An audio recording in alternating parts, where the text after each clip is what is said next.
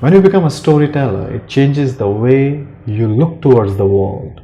At the same time, it changes the way the world look towards you. And when I say stories, I'm not talking about Chanda Mama and Harry Potter stories. I'm talking about real life, small incidences of our life, small events of our life. Maybe something which has happened with you or around you. There are stories. But when you become a storyteller, when you start picking these small incidences and start sharing with the world, start using it strategically, you grow in your life. I have reached TEDx stage 9 times only because I'm a storyteller. I could able to reach maybe with my company 150 employees because I'm a storyteller. They know my story. I could able to build relationship with thousands of people on this planet because I tell stories. When you share stories, it can really change your life. But why we don't share stories? Because of this reason, I think. If you understand that, you will become a storyteller. And when you become a storyteller, you will achieve exponential growth in your life. You have to understand what do you mean by stories. I'm talking about real life stories. I'm not at all talking about telling stories where you have to make people cry. No, all stories are not emotional. So, what do you mean by stories? Stories are the combination of two things. One, struggle. Second, success.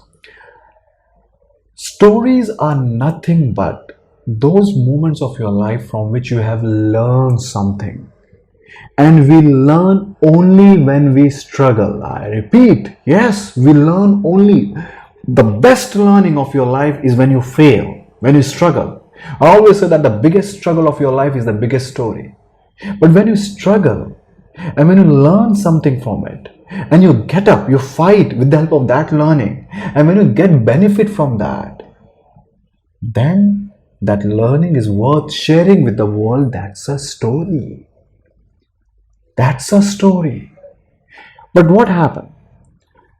People, when they feel that if I share the struggle, people will feel that hey, he's trying to gain sympathy. You will feel that people will feel why is showing this image where he's down, failed. Is he trying to gain sympathy? Most of the people, they don't share their story just because they feel that when they will share their struggle, people will feel pity about them. But big loss for the world, because when you don't share your struggle, you are also not sharing your learning. Unless and until you don't share the struggle, the learning is not important. You will not able to convince and persuade people only on learning unless and until you don't share your struggle along with that learning. Let me give an example. As I always say, one of the biggest, if you have a list of your struggles of your life, one of the biggest struggle or one of the best struggle is your best story. I have many struggles in my life. Let me share something which is very close to my heart. This happened in first year of my business. From 2001 to 2010, me and my wife, we both were in corporate. And 2011, we both were beaten by a bug called entrepreneurship. We were working very well. No liabilities, nothing. Everything was fine in our life. But suddenly we decided that let's start business. And no one in our family did business before, by the way. We were fourth generation entrepreneurs. And we both decided to quit the job and start business. And like most of the entrepreneurs, in the lack of correct knowledge, guidance, we do many mistakes. And the biggest mistake we did, which I see now many people they do, they start business in the domain where they have no knowledge. So we started a .com business and we were in marketing, sales and marketing. So entire 10 years and collected 20 years, we had sales and marketing experience, and we started a .com business. And within 1 year, it took us only 1 year to lose everything. Now, when I say everything, I'm not just talking about cash, even everything, our gold, diamond, whatever we collected in the last 20 years of earning. The time has come when we started selling even small stuffs like refrigerator, washing machine from our home to manage the salary of 3 to 4 people. Now we have a team of 150 people. In those days, hardly 3 to 4 people. And we were completely out of money. I still remember that evening my wife came to me and she said, Praveen, there's an important meeting. You should go for that meeting. I said, yes, I will go. My office was not office like normal girl. If you go in society, under society building, there are small shops. So that kind of shops. It was very close to my house. So I thought I have to have 20 rupees to buy the train ticket. So there was no 20 rupees in my pocket. So I decided to go my home. I reached home. I opened the door. My son was sitting outside. He was 6 years old. Was playing with some plastic toys in the hall. I started searching for the 20 rupees in the hall first. I didn't get it. Then I went in kitchen and I started searching for that 20 rupees in the kitchen. I didn't get it. Then opened the bedroom. And today also, ladies and gentlemen, if you open my bedroom, you'll find this small, round, yellow color piggy bank of 6 years old son. That day I thought there is 20 rupees in this piggy bank. As a father, it took me a lot of courage to close the door first. Lots of courage. Because I thought, what if he sees me robbing his own piggy bank? I still remember that. Slowly I was trying to take that one coin, 1 rupees, 2 rupees, 3 rupees, because that day my son was richer than me. And even in the bank, I didn't have 20 rupees that day. I took those coins, kept in my pocket. When I was moving from the main door, my son said, Dad, for a moment I thought he caught me red-handed or what? But that day when I was walking on the road, that was the heaviest walk I've ever taken in my life because of the weight of those coins in my pocket. In the evening, me and my wife, we sat together, we said, we messed up. Imagine the life where we were flying and staying in 5-star hotels. I was a senior marketing manager in a multinational company. She was a marketing manager in one top Indian company. Life was cool and we messed up everything, lost everything. And then we decided, it's okay. We were trying to do something for the first time in our life. We agreed, we failed.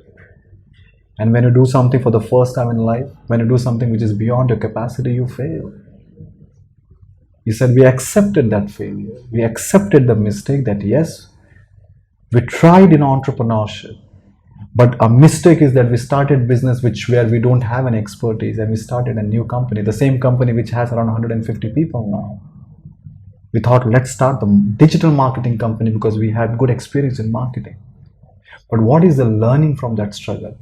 The learning from that struggle is absolutely okay when you fail in your life. No one in a generation did business before. My dad was a rickshaw driver. Her dad was a mechanic in a government job.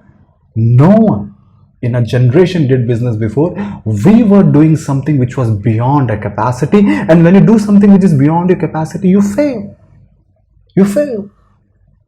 If you have never failed in your life, let me tell you that if life is a game, there is no game where you only win. You're not playing the game only.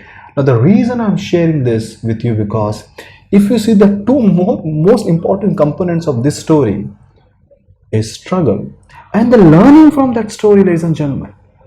If I just share the struggle with you and if I don't share the learning, because this learning only has helped me to reach where I have reached today.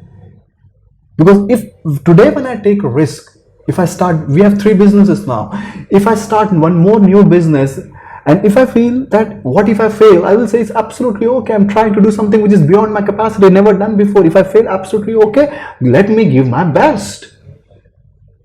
That's the learning. Imagine I keeping this learning with me. That's the problem with when you don't share stories, you keep your learnings with you.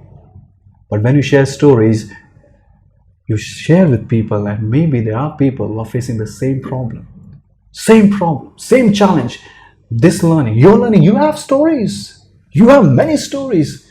Until and unless you don't become a storyteller, you don't learn how to tell these to the world, there's a big loss for all these people.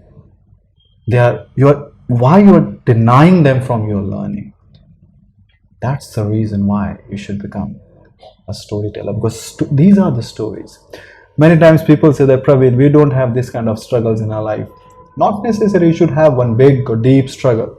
They're small struggles. small struggles and learnings from that. But you have to have that awareness. Once you become a storyteller, you keep that awareness that it's my intention to share with the world, because the only reason I share stories, or any storyteller share the story, because they have an intention to share the learnings with the world, because they feel that I have learned something, let the world learn. But I must tell you this also: listening to a story is not a skill. Telling a story is a skill. Especially if you want to tell a story on the stage, it's a skill which is worth learning, because when you do that, you build relationship with people. And when you have more and more relationship with people, you grow in your life.